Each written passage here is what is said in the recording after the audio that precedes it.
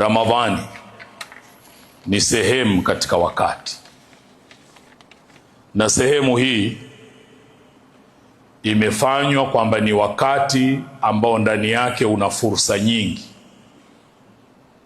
Hivi sasa tumo katika siku za mwisho za mwezi wa Ramadhani.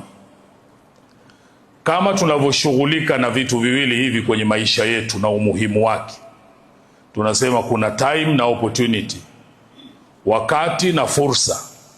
Basi tuelewe Ramadhani nayo ni wakati wenye faida nyingi, lakini sasa unamalizika kuondoka, tujikague tumetumiaje.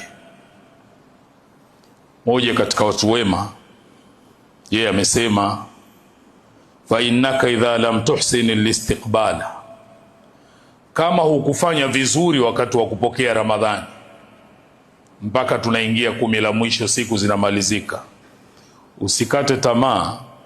Kipindi hiki kilichobaki tumia wakati huu vizuri, inawezekana ukamaliza vizuri.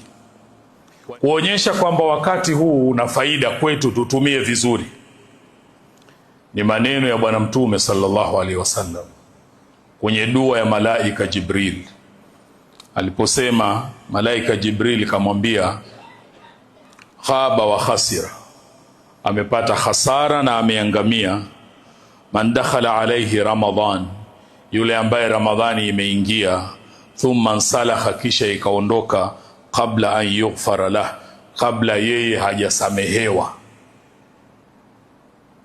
Wakati ndio rasilimali pekee yenye thamani kuliko vyote tulivyo navyo, na Mwenyezi Mungu anataka tutumie vizuri rasilimali hii, kwa sababu tutaulizwa, tutatakiwa tujieleze namna tulivyotumia. Tutumie siku zilizobaki kwenye Ramadhani katika namna nzuri anaoipenda Mwenyezi Mungu na kuiridhia.